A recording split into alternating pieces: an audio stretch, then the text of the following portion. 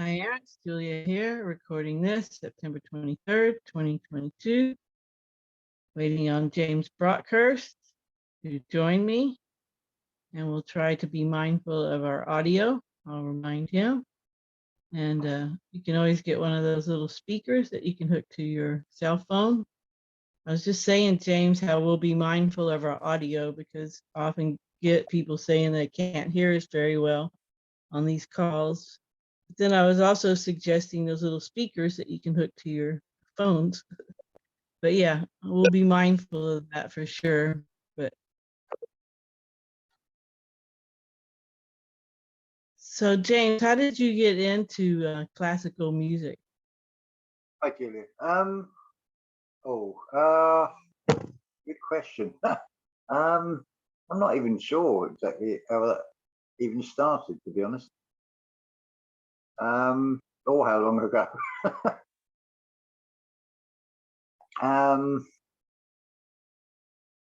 It would have been probably one of the orchestral pieces of Wagner and probably Beethoven, I'd have thought, the earliest that made an impression on me, I should think.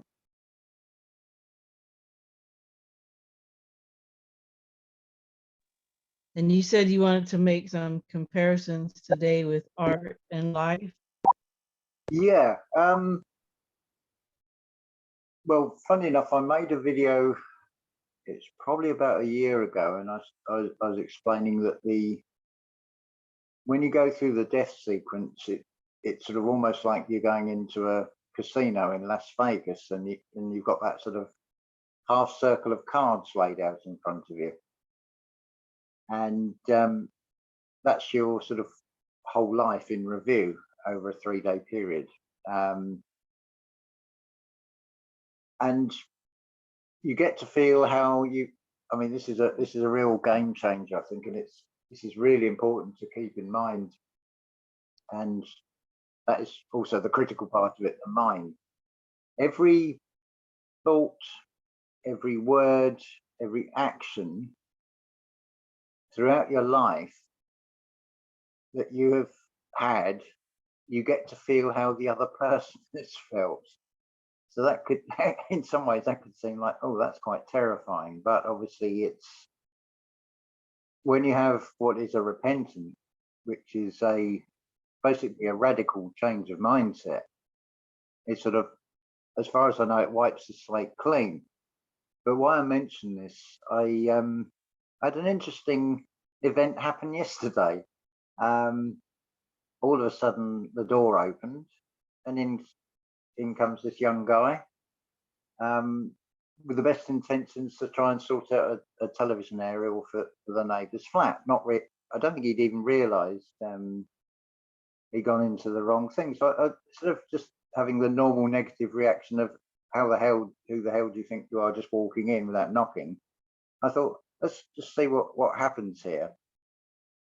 And he got talking to me, and okay, you could see in the eyes he was very sort of spaced out, and basically sort of Valium, you go on this very focused, fixated thoughts to the exclusion of everything else. But he confirmed that same thing, that he had an experience where all the things he'd said to his mother, he got to feel how she would feel. It sort of revealed to him. But it's that's obviously like the same sort of thing like taking plant medicine as opposed to a synthetic version. The one actually opens you up, but the other one will take you to a certain level, but it won't let you go any further. Because I said to him, I said, well, I wouldn't take any prescribed anything. I said, they're synthetic. I said, if you've gone down the natural route, fair enough. But it was interesting to get that confirmation. So it was that was quite an interesting experience. It's rather than just going with a hostile negative reaction, it's like, hold on a minute, I'm going to see where this goes. And it was all over in 5 minutes anyway. But yeah, I thought, we're programmed to respond or react, is probably the better word, instantaneously and usually in a very negative way. But I'm finding by not doing that, it's actually revealing something far more beautiful coming out of it.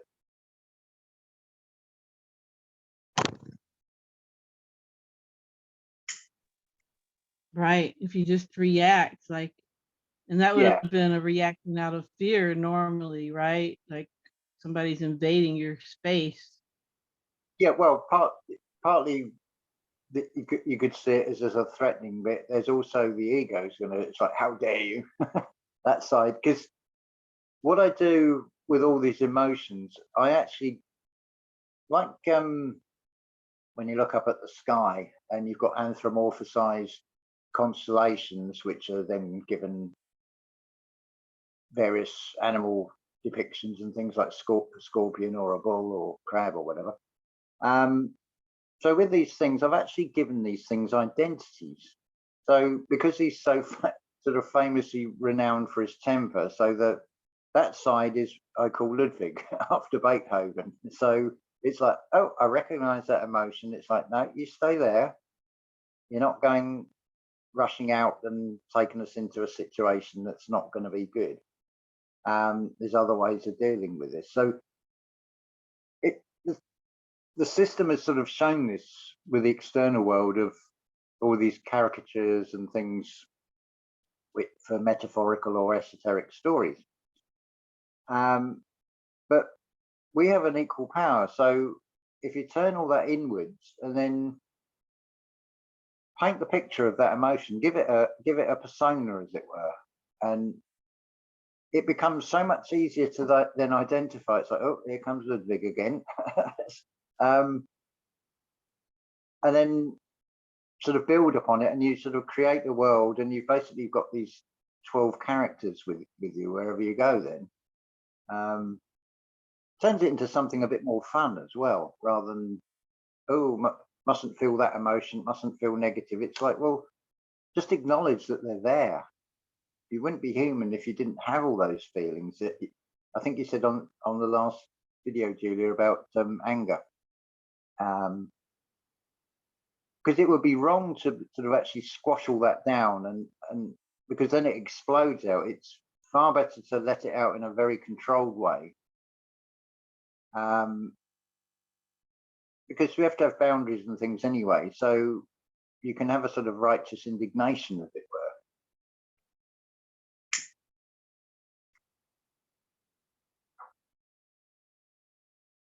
But it's how these emotions spill out. If you've not identified them, and they just basically explode out, you're not sort of in control of your emotions. This is probably the most important aspect of the spiritual journey, I would say, is to master your own emotions, be very aware of every thought,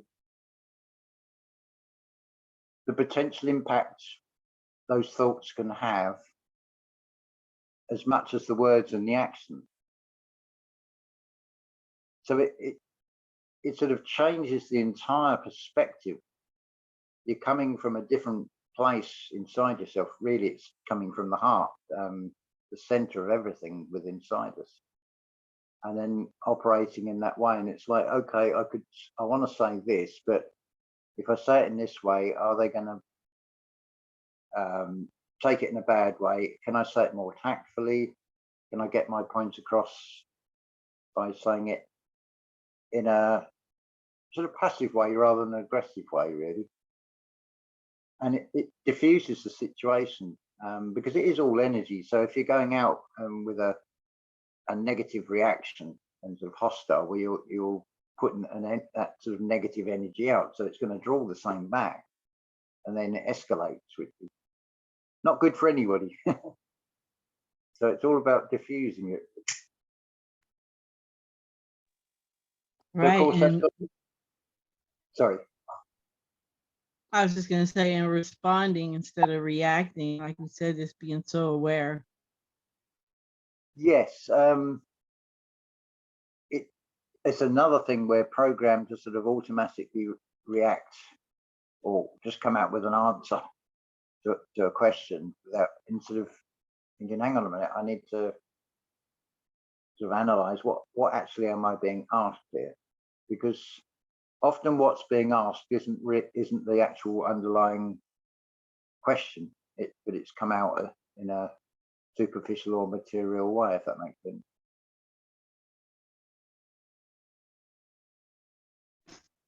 Yep, makes sense.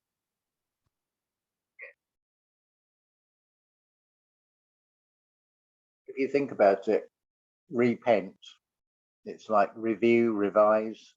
You're doing it again. So the pent is your five senses. So when you repent, you're turning those five senses inward rather than outward. Because that's one thing that's become very apparent, is that saying about we do have all the answers inside, and it's very much, it's not something you can verbally communicate when you come into this reality as a baby. A lot of babies and toddlers' frustration is with trying to form words. It's not that they don't know. I had a beautiful experience in terms of that. It's quite funny. The mother was totally oblivious, but the young girl, I think she may have been 2 years old. I'm sitting, so I'm sort of same eye level, and she sort of looked at me and she's waving, and the next thing she's blew me a kiss as well. I thought, how lovely. And I've noticed this with young children, they're more aware than the adults. Which is a good sign. About it, especially in today's world. Yeah. Yeah, there's been so much happening in the last few days. It's a job to the process of it. Where do we go from here? I suppose, yeah, I looked at basically I've used the Jason Archaix channel's isometric projection, and I've taken the composer Anton Bruckner as someone I've sort of got an interest in, so I've applied these patterns to see if the pattern fits, and it does. So you've got a composer who's born in 1824, died in 1896 in Austria. Interestingly, I listened to a discussion. I think the channel is called Hate Meditation, of all things. I think it's podcast number 48. And it's got two leading musicologists. One of them definitely has done a realization of the finale of Bruckner's Ninth Symphony. Remind me to come back to that a little bit later on. And one of the questions raised was, who did he influence? And they both agreed with Sibelius. There's elements in Sibelius's music, but Bruckner's a bit of an oddity, even for his time. He's really writing for like 100 years ahead of his time. He didn't really get any recognition as far as record companies go, and really until the 1970s, and it's sort of grown from there on. But what I noticed with this, you've got this, so you've got 1824 to 1896, so you've got 72 years. So bang in the middle of that is 36. So with a quick sort of calculation, that puts us at 1859. So there's an isometric marker on his life from birth to death. So 1859, and 1 year either side of that, he composes absolutely no music. Prior to 1857, it's all choral music, pretty much, in one form or another. After 1860, 61, that's when he sort of really discovers his voice, his own individuality. It was already there beforehand, but now it's sort of broken free, as it were, and takes on a life of its own. So you've got 11 symphonies. Now these span the years 1863 to 1896, so you've got a 33-year period. The isometric marker numerically is number 4 because of the peculiarity with Bruckner's symphonies and all these revisions. The first symphony is called 00. Bruckner himself classed it as just purely a study symphony, and then what would have been his second symphony he wrote across the manuscript nullified, so it's got the nickname Denolta, so it's become symphony number 0. So you've got 00, 0, 1, 2, and 3. Then you've got your isometric marker of number 4, and then you've got 5, 6, 7, 8, and 9 on the other side. There's also 2 sketches, and they fall either side. So you could say there would be 13 symphonic works. So you still have this isometric marker with number 4. Now, with all the revisions, he seemed to authorize these even if they were from well-meaning friends and weren't his original intention. So you actually get this situation where you've got, well, like the way I see it, it's like where he's revised the symphony or rewritten a movement and made changes to it. I class it as a symphony in its own right. So in total, you've got about 33 out of those 11.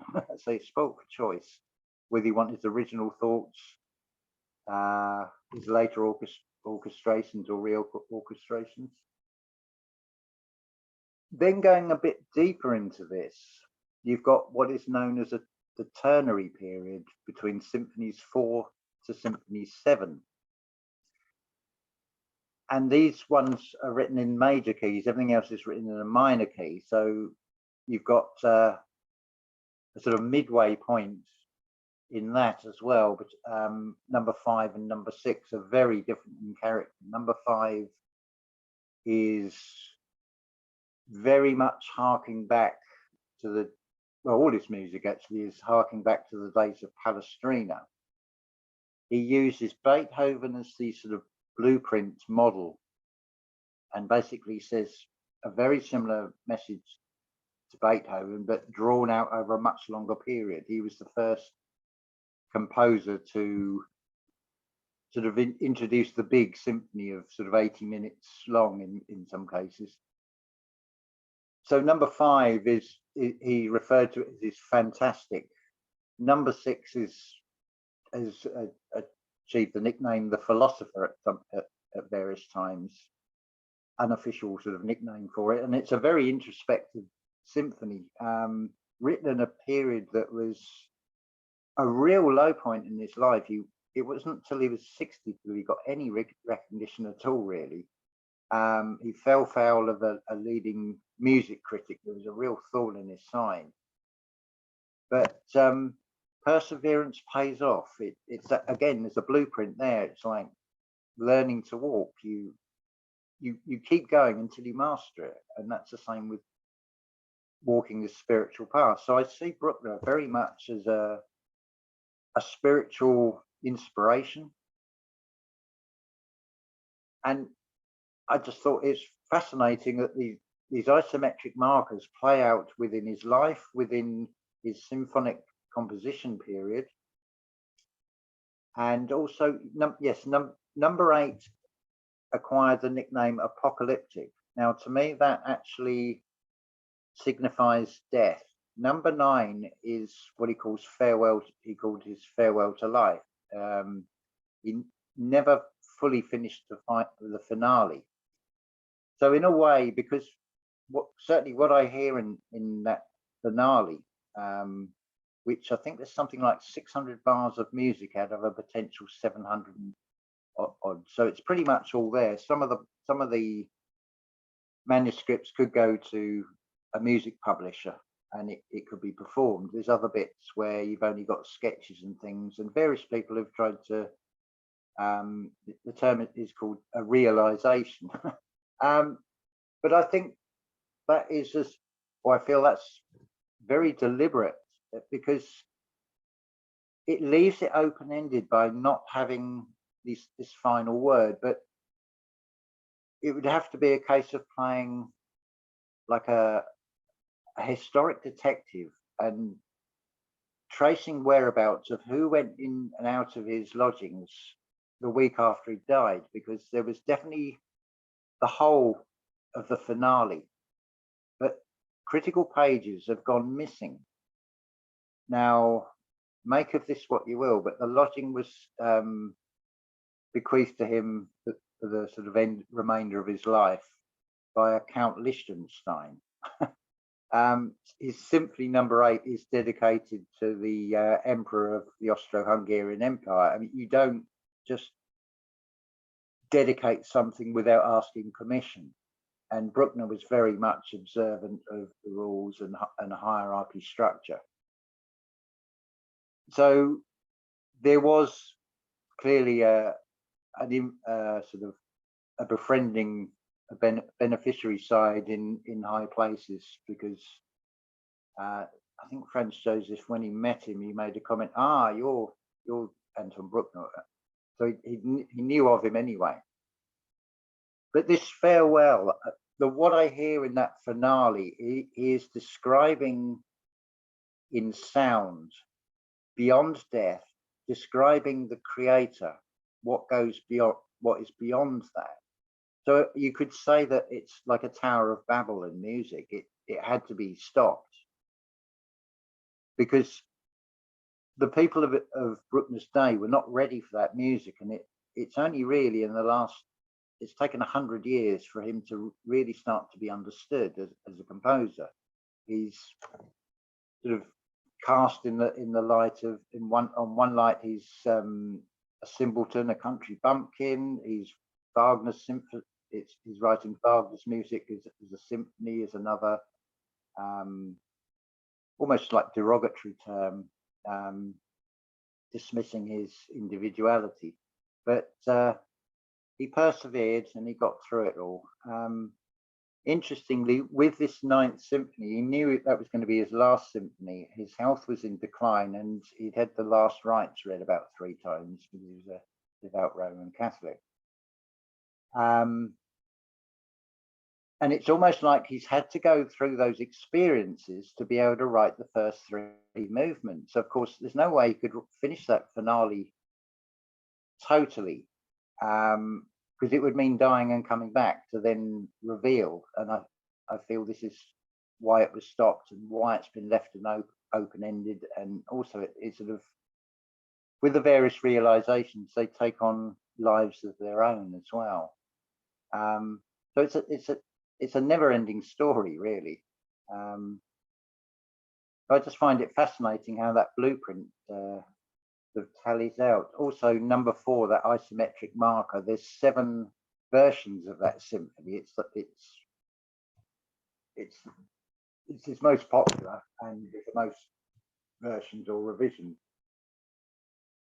So it becomes a sort of a bit of a minefield if you sort of delving into his symphonies, and sort of like Symphony No. 4, yes, but which version? Because the original ideas are very different from the 1889, the sort of final version, or the accepted final version of today.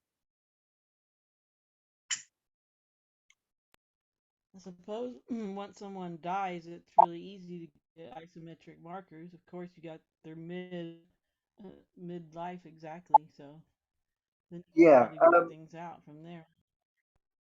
it was just because I was sort of fairly familiar with his music. I thought, let's just see if, I don't know what, I just said it was a hunch really, and I thought, let's see if I can apply this blueprint to other things. And it excuse me, it does seem to check out. I may try doing it with Beethoven, but there comes a point where it's like, well, the pattern is sort of clear to see. I don't really need to spend any more time on it as such. But to me, it's sort of the symphonies. Well, take for example, Symphony No. 6. He finished writing that one, and 20 days later he started on Symphony No. 7. It's a very consistent autobiographical story of of his life in sound.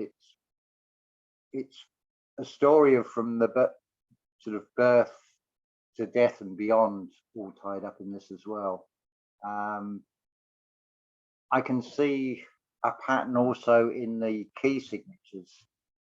I mean, it's interesting. You've got 7 chakras and you've got A to G in music. Certainly, you've got tones and colors and things. And what I would say, particularly with orchestral music, or just with musical instruments where there's no words, here it's where you're internalizing the sound, and where does that sound, where do you feel it in yourself? It seems that D major or D minor, it's right in the middle, and it seems to be the one that goes with the heart. D minor was also Bruckner's favorite key. He actually said this, and there's no less than 3 symphonies in that key. He was very aware also that using D minor for his 9th, it would be compared to Beethoven. But they're not that dissimilar. It's just if you want a more longer, drawn out musical landscape, that's what you'll get with Bruckner. Beethoven's a bit more forthright and direct, and in some ways you can hear his humor and his temper coming. Well, I can. His humor and his temper comes through as well. Yeah, I just found that a fascinating sort of little exercise, sort of a, I suppose you could say, anecdotal, or what's the word, circumstantial. That well, it just so happens that this isometric markers and things do work, certainly for Bruckner. Yeah, that's a very cool discovery. And I'm sure a lot of people can find those in their own lives. I Yeah. haven't really looked into that, but yeah, it's pretty cool stuff. And it sounds like a lot of people are kind of onto it. Like, we saw in Ken Wheeler, in one of his recent videos, he talked about the same kind of thing about being able to predict the future. And I heard him on a live the other day too say, yeah, prophecies are real. So it's funny coming from him because he's so non woo woo typically. Mhm. But yeah, we're definitely in really cool times right now. Lots of adventure all around us. Well, this is the beauty of this. I mean, you used a brilliant analogy, and it's so true. Everybody's fascinated by the vortex when you pull the plug out of a bath and the water goes, but there is nothing in the middle of it. And he's shown this with magnetism as well, and then you can hear that same message in religious texts. Basically, it's saying from nothing comes everything. It's that sort of 0 and 1, the binary code, being shown as well. The start of the Fibonacci sequence, sort of 0 then 1. So to me, I sweep aside all the attachments and try and hear the essence of the message from right across the board with different channels, and it's amazing. The one that's coming out at the moment, we've just had an equinox, so you've got a balance between light and dark. Now, you say darkness, and a lot of people are going to think, oh, but when you consider where does an acorn start, or any seed start, or even a baby, it starts in the unseen. It seems to come from nothing. And Ken used this one. I think he either described or he actually broke open a seed and said, you open the outer shell and then you open the bit inside that, and there's nothing in the middle of it. And if you think about it, if you slice an apple in half, doesn't matter whether you do a linear or a vertical cut, you're going to see the same thing right in that sort of hourglass stem in the apple core. You've got the black seeds, but they're in nothing. There's nothing actually around them. And then you open the seed and there's nothing inside that, but it's got this genetic code, as it were. So what this phenomenon with a vortex with water, what actually causes it? Again, it seems to come from nothing, which defies the rationale and from the material perspective. This is something I'm seeing more and more, that this realm is very much backwards, and by reviewing internally and remapping myself, remembering rather than being dismembered, and recreating a new internal structure, creating a new world order, because whatever the external world is projecting, there is still a message of truth in it, because you cannot build a lie on a nothing. It has to be built on a truth to be able to twist it. So it's decoding what these messages are being presented to us from the external, particularly in the media, and it's like, I see the patterns and things, yes, and I can see what they're sort of showing or whatever.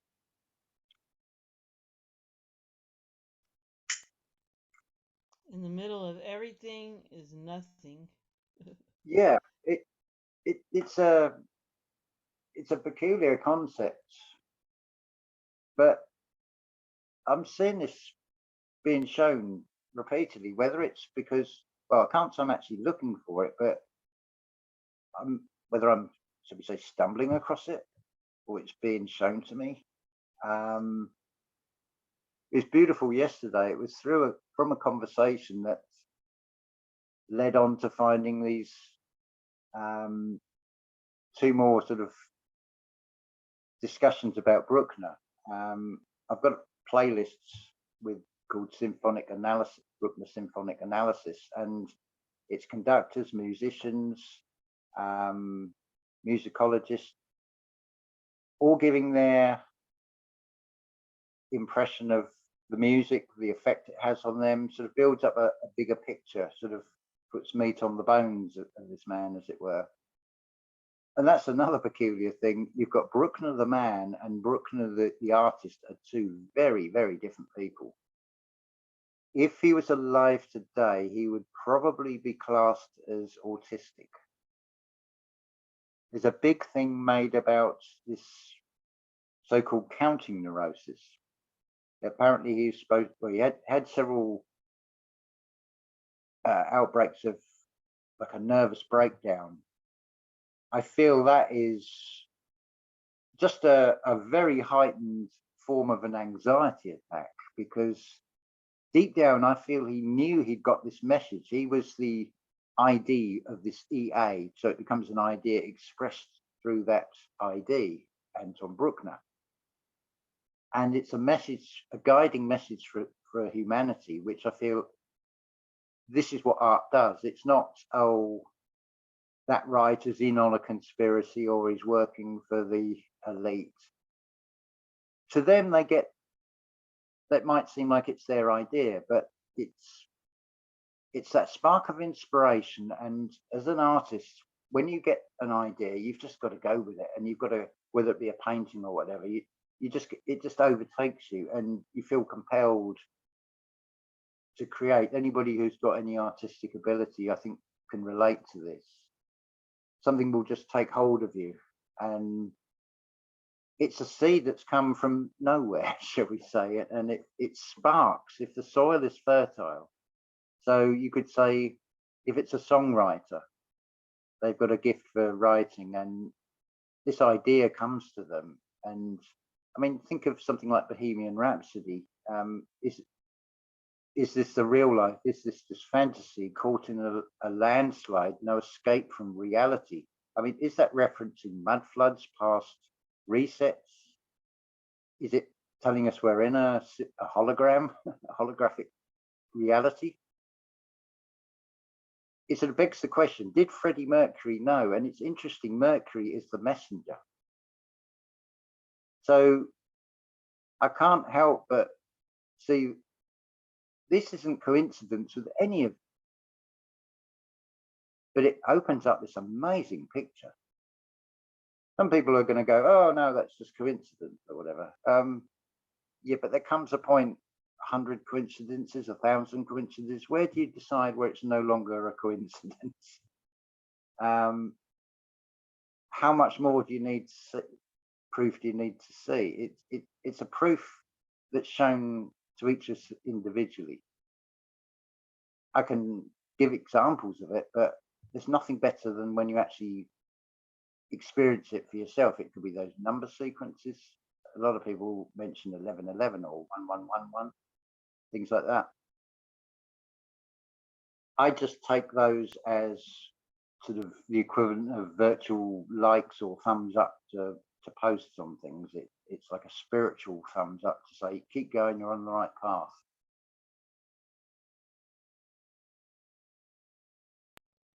There are no coincidences. Yeah. Everything is And a message or a lesson or a little miracle that you should notice. yeah, once you start, I suppose, once you start sort of coming to this realization and just saying, yeah, I can see there's more to this. This isn't coincidence.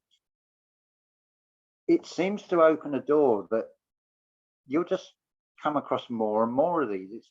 And it's not by looking for them.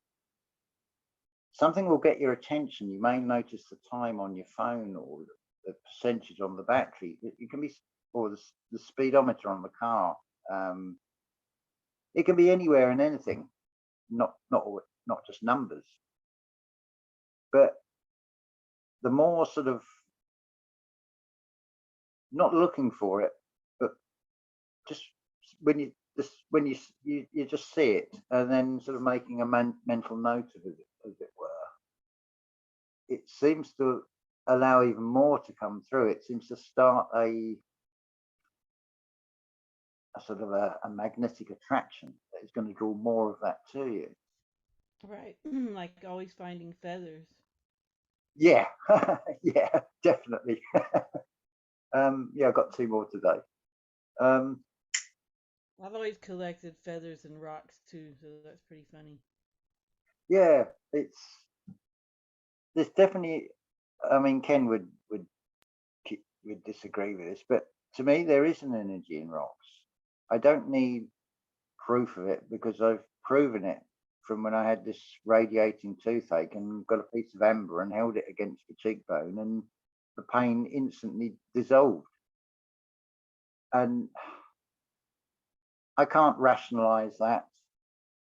Maybe it's just my belief that the rocks have got an energy, but I go with Rudolf Steiner's interpretation of the four bodies, as it were. So minerals, you've got the mineral kingdom. They just have the solid physical energy.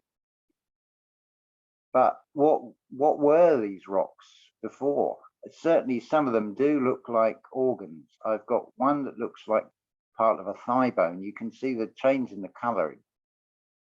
It could be calcium, it could be solidified or petrified calcium. It certainly resembles a bone, and there's holes in it where you would have the tendons, whatever, coming through.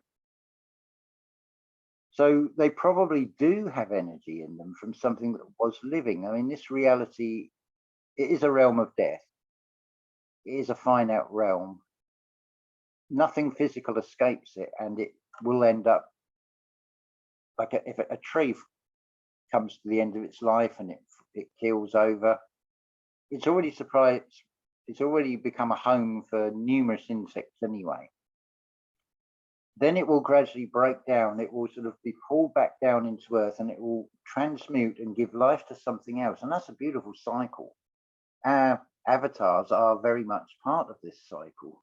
It's so ridiculous to try and escape death, fear death, spend all your time worrying about when it will come, and putting all that energy into really what you'll be bringing it closer and quicker. We're all very good practitioners of, because of the way we've been taught to bring towards us the very things we don't want, and by focusing on worry, focusing on negative aspects, And of course, we get the very thing we don't want.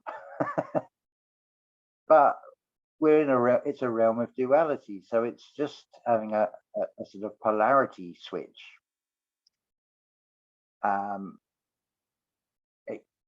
I thought about the word throne, like a king or a queen would sit on, and then I'm thinking about, it's strange it's the same word as a past tense action when you throw something. Then I started looking at single pole and double pole throw switches in electronic components, and I feel there's more to this. It's not coincidence in the names. I go so far as to say an orb and a scepter and a crown with a jewel roughly where the third eye would be, and sitting on that throne there's some sort of energy transference that takes place that is a secret knowledge. This is only a hypothesis, but I'm going with a hunch. And what better place to hide what would be something, a very valuable piece of equipment that can be used as a weapon. And it fits the sort of blueprint that you would parade it and you would make people pay to go and view it. I'm talking about the crown jewels here. What are they really for?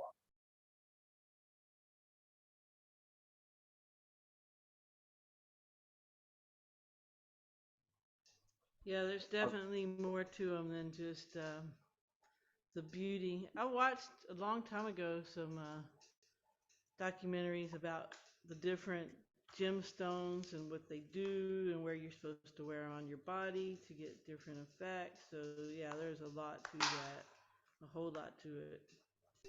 Definitely, you've got the whole color aspect to it. But the color, the energy that's drawn in through the eyes from looking at a particular color. That's another very important factor.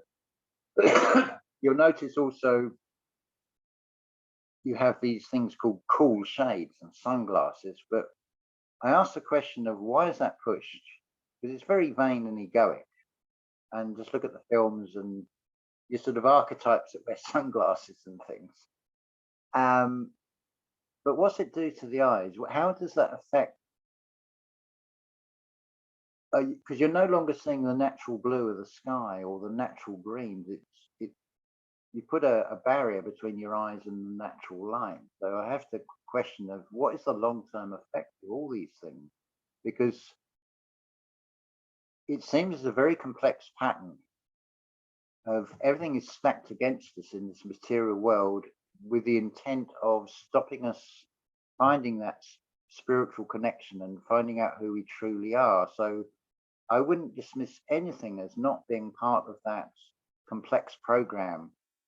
And it's like, well, for there to be an elaborate program is telling me there's something about us that must be pretty damned awesome inside us. And I'm starting to experience and see more and more of the true power we've got inside ourselves. It's beautiful watching this all unfold. So this is a wonderful time to be alive. It might look awful out there at the moment, but depends where you place your focus. Right. I think of my parents' generation, and they weren't, they didn't know about that they're magical creator beings whatsoever. Yeah. They just worked and suffered and died, basically.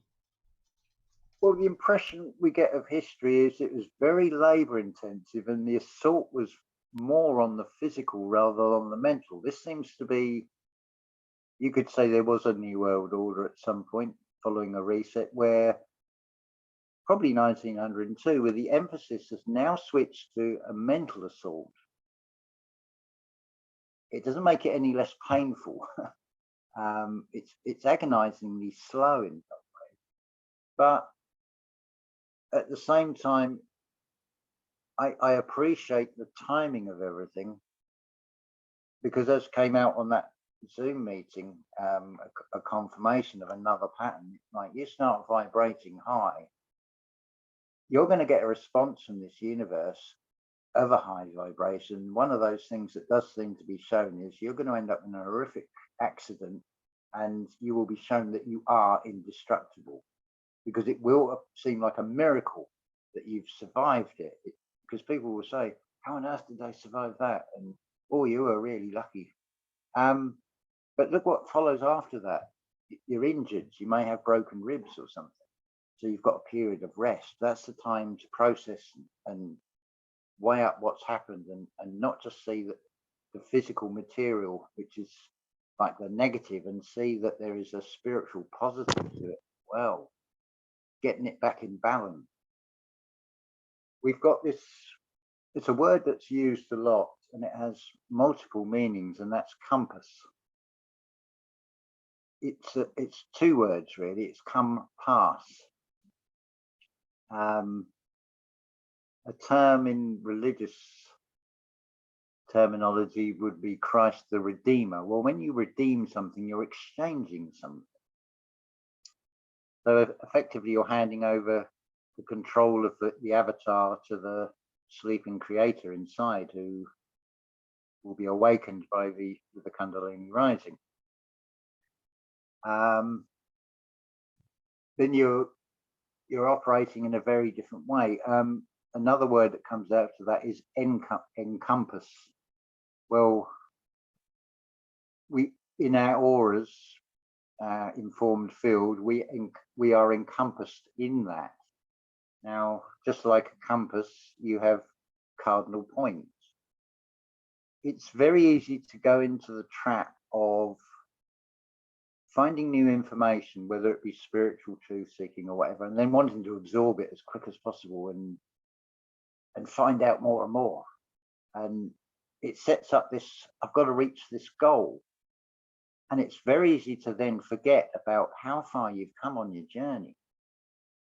So it is having this internal compass. Rudolf Steiner says, there to be love has to be a moral foundation. There has to be an interest first. So I feel this is a way of expressing to have all-round vision. You've got to reflect on how far you've come and balance that with where you want to go next. You're also looking to the left and to the right, same as when you cross any road. You want to look both ways. And we're doing this through life without even realizing it. We're hopefully sort of weighing up both sides to something. I mean, you could take, say, the Ukraine, for example. Do you believe all what you've been told in the media, or do you sort of weigh up that there may be another side to this? Or have you been allowed to hear Putin speak with accurate translations, for example? I'm not saying one way or the other on this. I'm just saying, just look at both sides. And what do we really know about Russian history pre-1917? It's well known that communists or Bolsheviks rewrote all the books, as it were. They're quite open about that, about history. So what do we really know about what goes on in, or went on in Russia in say, 1902?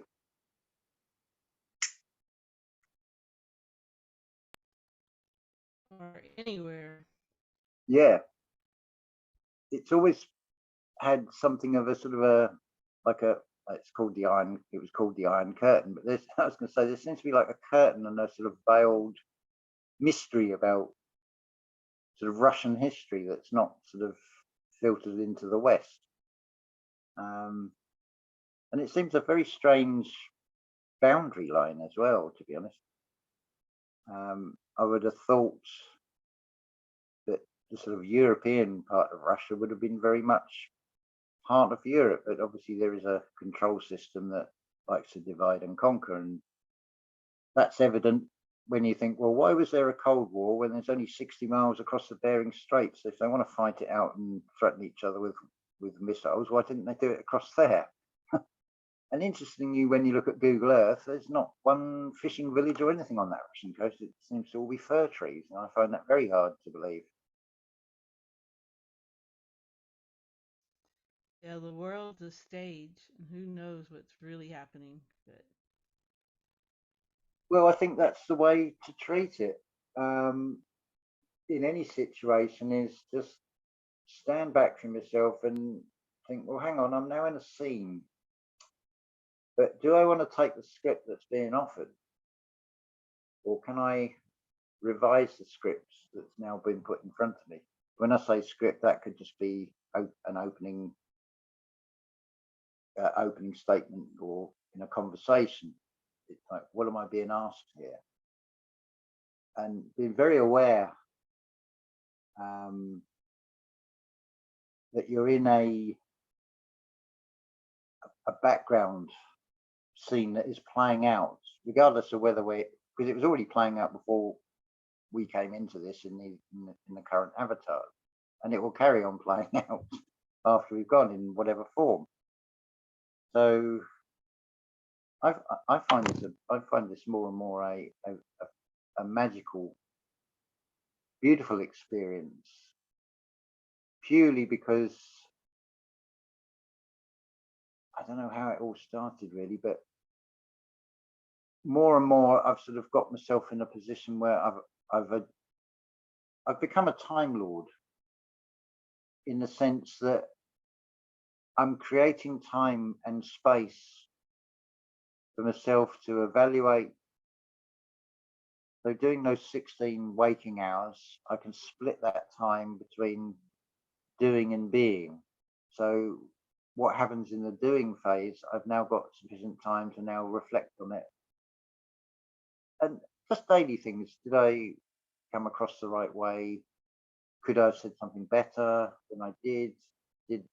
Did I was I able to communicate something that got a positive response or a negative response? It's a continuously reviewing of ourselves all the time in this process. I don't know if it stops, to be honest. yeah, it makes sense. And yeah, it's all about what we put out there. It's all about the energies we put out. And if we're reacting in anger and fear, that's just putting more of that kind Yeah, of resonance out in the ether, and that doesn't help anyone, especially us. a perfect example of that, and it's one I think you can all readily see on on Facebook posts, is a good one with hot topics, where people get into this thing where they've got to have the last word, so they keep fueling the fire by keep adding a bit more and adding a bit more, because they get lost in that. I've got, my point is right, and I've got to come across as being right. um, and just generally as well, not just on social media. I've observed people, they argue, and then it goes quiet, but then one of them has then got to say something else, and then it starts it all again. It's like, oh dear. um, so yeah, it's very much a readily apparent thing you can see quite a lot, just observing, just people watching really. Yeah, you only need one word to continue an argument, and that's whatever, Yeah, whatever, whatever. yes. Keep saying that, the argument will keep going. I always joke that that's why I got divorced, because of that word. Well, it seems the words particularly that's come across with US television into the UK, where it's become a weaponized word of like a challenge, where it really, when you're saying whatever, it's like, I don't really want to argue about this, think whatever you want, but it's now become this really negative sort of form of attack.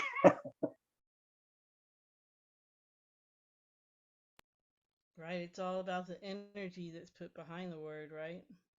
Yeah, well, one of the things I've really sort of worked on is becoming more and more impersonal. By that I mean letting go of any identity. So I don't identify as being English. I don't identify as being European, Caucasian. Certainly don't identify with any belief system. So if someone throws an attack on those things as a cheap sort of shot to try and trigger me, it doesn't work because, well, that's just your opinion, but I don't actually identify with that. And particularly like in Scotland, there is a certain amount of resentment towards the English. And if you look at the history of Scotland on Wiki, it's like, well, I can actually sympathise the way that reads. It looks horrendous what was done. And same with the Irish. I can sympathise in a And the way with. Welsh too, right? Oh, RCC. yeah. Well, it's gone even. It goes deeper than this. It's interesting today. I thought about this guy. If I haven't seen him for a while, he's got a stall. He plays panpipes and he's Native American, but to look at him, you think, well, is he South American or North American? And panpipes I associate with South America, but he's just making a living at the end of the day. I just wish he'd have a greater selection of music that he plays, but bit of entertainment anyway.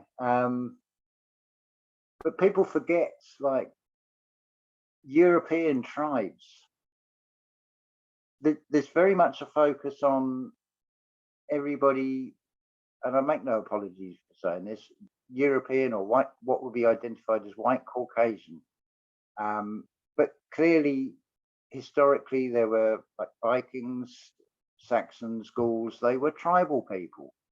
They had tribal ways of life. That has been it has been eradicated pretty much. And modern education, it has pretty much stamped out a lot of regional and local dialects. So, I mean, even in Bruckner's time, he's got this very, very heavy Upper Austrian dialect. So to go in Vienna, and because you've got Bruckner, the man who's very rigid in his ways, and he's wearing these like country clothes, he stands out like a sore thumb in Vienna. So the critics and artists who do caricatures had a field day with him.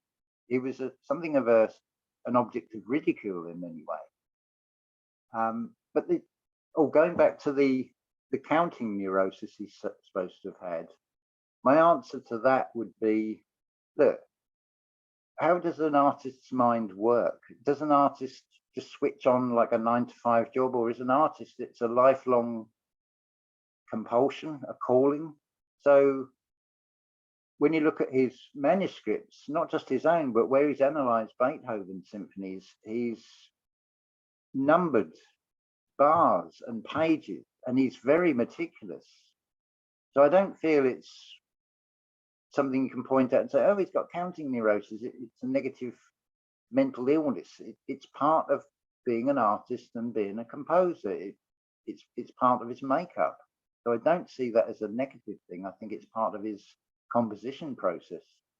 He was renowned as a improviser on the organ. He came to Crystal Palace and Alexander Palace in 1871, where he performed 5 times. They wanted him to come back.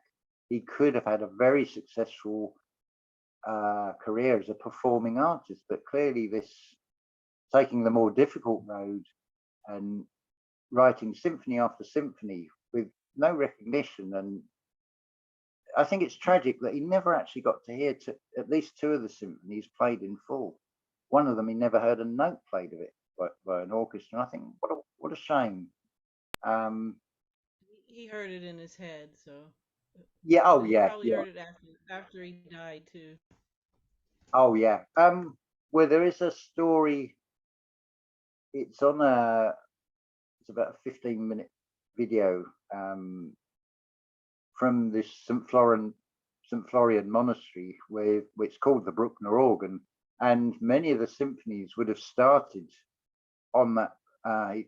He would have started playing them on the organ, but this particular day there was a performance of one of his masses, and there's this mystery phone call, and the voice says, "This is Tony here. You're playing my mass all wrong." Nobody knows where this phone call came from, but if his energy is going to come through into this reality and put in so much energy into creating that music, well, that probably would be enough to pull to cross the line, as it were, and transmit a message as in a tangible form that we'd recognise in this reality, as it were.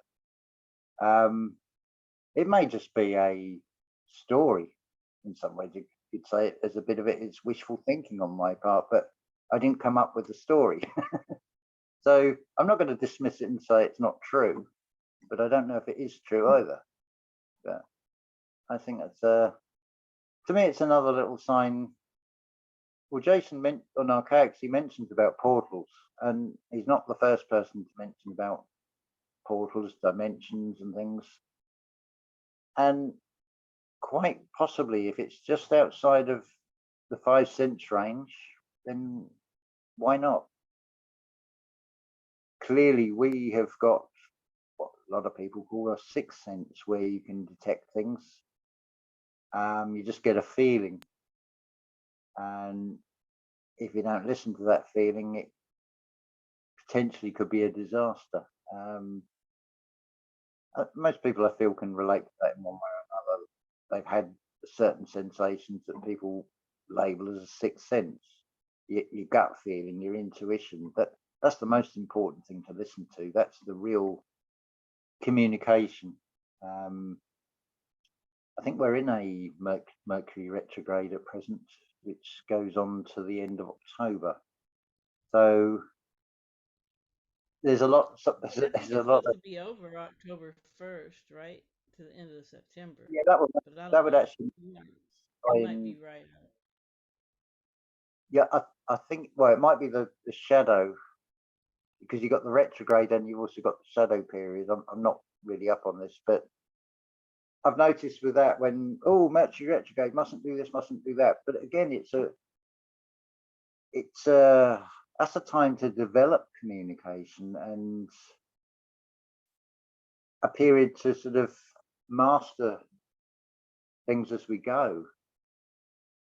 Like when you have a devastating event, it's followed by a baby boom, a sort of a natural cycle. So if you're involved in a collision or something and then end up having to rest and recuperate physically, it's as much a balance of, it's a perfect time to then reflect on things and reevaluate life. And if it was the other person's fault, you can get some money from the insurance company. Well, there is that. But yeah, I'm like you. I don't really. I mean, I totally believe in horoscopes, but I've never really paid close attention to my birth chart or any of that stuff. And I know you're supposed to do that, but I just like the element of surprise and deal with it. And so far, so good. Well, I only use it just for confirmation rather than prediction. Listen to various channels and things, but it's debatable as to what's actually happening. One analogy would be the woman that rushes up to Jesus and touches the cloak that he's wearing, and he turns around and says, "You will heal yourself by your faith alone." So Neville Goddard gives an account of this, where a lady does his birth chart, and unbeknown to her at the time, the top one had blown off the stack. So she actually gave this reading for this guy who was actually 10 years younger. But what came out in this card reading still happened. I think it got might have been an insurance payout or came into some money. But because he believed in it and he put his energy into it, it happened anyway. I feel a lot with tarot cards and astrology charts. They're just presenting you, well, this is as how things stand at the moment, and it's just reaffirming for you what you already know. But then what you do with that information, and if you take it as advice from cards, well, that's your free will anyway. The cards might say do one thing, but What if your intuition says the opposite? Because there's also the strength of the reader of the cards and their interpretation of it as well to weigh up. But I It's feel, really only given one possible scenario of how things might play out because we live in a probabilistic reality. So whatever your horoscope says might play out, or your fortune telling, or whatever, it's just one possible scenario. It's not, yeah, definite. that's I think that's an awful term, fortune telling. It sounds so materialistic. um, but yeah, I feel it's sort of, as much as anything else. I'm not wishing to dismiss it, because I've certainly seen with tarot card readings where you do a follow-on reading, and some of the cards will just shift position from present to future, and it's like, what are the chances of that being able to come out that way? But I do feel a lot of it is through the feelings that we generate inside ourselves from our thoughts. And what is going to be critical with that is whether it's coming from the mind or coming from the heart. I would look also to the Egyptian mummification process with what they did with the brain as opposed to what they did with the heart, as how important the brain actually is. It's really just a central processing after all. It's not the, excuse the pun, it's not the heart of the avatar. All right, we don't need any of it. There is no spoon. Yeah, it's just, it's almost like the game was made so good and so realistic that humanity has this amnesia, this mass amnesia, and they've just forgotten who they are. And also because of the way it's so much is taught. Well, it's been programmed out of us to not know it. If we grew up in a culture from a young age and we just started, embracing all of our abilities that aren't really supernatural, they're really natural. Everything we say is supernatural isn't even that. We just don't know how to do it. And then we, of course, haven't had the opportunity to practice it because we don't even know how to do it in the first place. But if we'd been brought up from day one like we used to be, probably some tribes still are out there doing it that way. But yeah, that's all programmed out of us from, the beginning.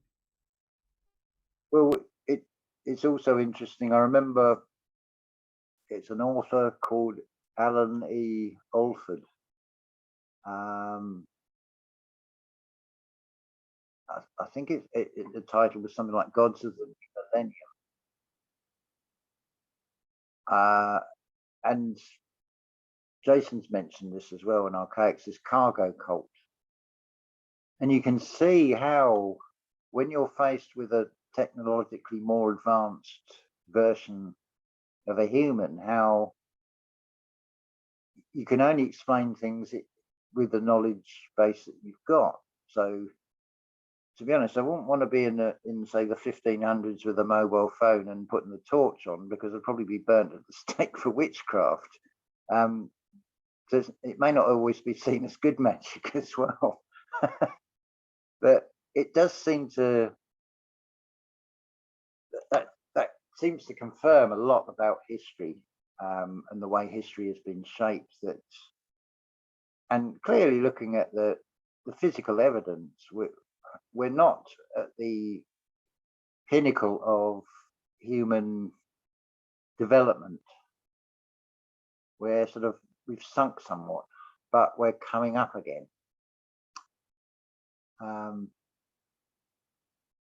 But this is something different. This is something very different this time. Maybe it's because it is a mental assault, and we've got this easy way to almost instantly communicate to it, pretty much anyone around the world. That has got some negative aspects to it, but it's also got some beautifully positive aspects. I mean, imagine if, and this is sort of, I mean, this is like to everybody that's that'll be listening to this, imagine if you were feeling the way you were, you perceived the way you perceive the world, but nobody around you and nobody you could talk to by the internet or whatever, how isolating that would probably feel. Because part of the early stages, I feel you start to question your own sanity with all of this. And it's like, am I the only one that can see this? Am I going mad? Why can't anybody else see it? And there's that period of an early period of self-examination of, well, no, I'm not mad, but there's something clearly wrong with this reality, and I'm seeing something in it. And why aren't they seeing?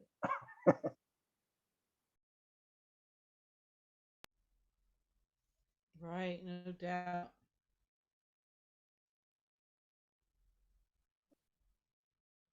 Oh, what's the time? Ah, right. Going to have to wrap this up, I'm afraid, because the Energy Flow Tribe have got a gathering tonight, and I heard a little while ago that the pickup time is going to be a bit earlier than it would have been. Well, that's awesome. You get to have some real life interaction with like-minded and like-hearted people. Well, that came about. Um, it was a double independent thought or wish that was put out to the universe. I'd put out the wish to meet other people on similar vibration, similar sort of perception or understanding of this world. And it was Claire, she sort of predicted, as it were, that I'd appear. And it was a beautiful encounter because it was in a local shop, and I looked round and I saw Claire, and she sort of looked at me. There wasn't a word said, and it was like an instant soul recognition. It was incredible. It's like you're recognizing the energy signature of the other person. It's beautiful. I hope other people will encounter this. And I would say just do the same thing. Just put that desire out there. Don't picture details of what the person will look like. Just say to yourself, imagine how it would feel if I met somebody on the same wavelength, someone I could talk to that understands what I'm talking about. So if you're talking about, say, esoteric, metaphysical, anything like that, talking about the chakra systems, because they're subjects that most people wouldn't have a clue about. But by putting that intention out there, putting the right intention, will start the process off, and don't go back and doubt it. And oh, it's not happened 24 hours later, because if you consider what has got to happen in this reality to open up a new pathway for that to happen, that's pretty amazing how quick any of this happens. Even just finding a feather. I know that might sound like a weak example, but I've found if I've gone looking for feathers, I don't find them. It's when I don't look, they just seem to appear. And you sort of notice them when you're right on top of them. And it's a great place to start anyway, with something simple like that. And you can use previous experience of feeling a feather to know what it feels like. You're not going totally into the unknown. You're trying out something you're already doing. So by extension of that, you could say, when you learn to walk, you then start to trot, and then before you know it, you're sprinting. But you can't go straight from crawling to running.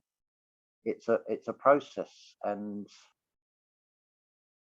you set your own pace really by what your mind will allow. So some And things like with might, everything, you get better with practice and repetition. So the yeah, more you're conscious of your manifestations, the better you're going to get at it and the quicker. And I was just listening to Lavette, and she was saying that once you're really connected to what she calls your forever self, that and you work through your forever self to manifest for you, that it's just instantaneous pretty much. And so yeah, she gives advice to get to know your forever self. I guess some of us would call it our higher self, or Tom Campbell would call it the free will awareness unit. But yeah, if you get to know that being, and she said like to name it and maybe even give it a birth certificate and all these things, and kind of like in Language Lessons of the Heart, talking to the parts of self, but it's talking to your forever self. Yeah. That's the thing. I wouldn't I wouldn't be triggered by the label. So if someone says God, higher self, they're just labels, because in this reality we can't call everything that. Otherwise it get very confusing and nobody would know what anybody's talking about. We would really be babbling. So I try not to give any sort of attachment to those things. Not a sort of a physical appearance of it. If anything, it's just like a roughly human shaped light being. If I want to put a sort of picture to it, but it's more in feeling anyway. It just is. I think it's the only way to adequately describe it, because these things are so impossible to describe with words. Right. That's something else I've noticed very much with this reality, and I think a perfect analogy to this is the difference between Jesus and Christ, because the physical man raises up so high, but obviously fixed to a cross, and isn't going to go any higher. But the resurrection, the spiritual, goes much higher in that sort of story, and that's the thing with this reality. You've got words, and I can certainly see coded sequences from the order of letters and what each individual symbol means, because I look at letters as being like the glyphs, really. We're taught they're letters, but who is doing the letting? But they can only take you so far, and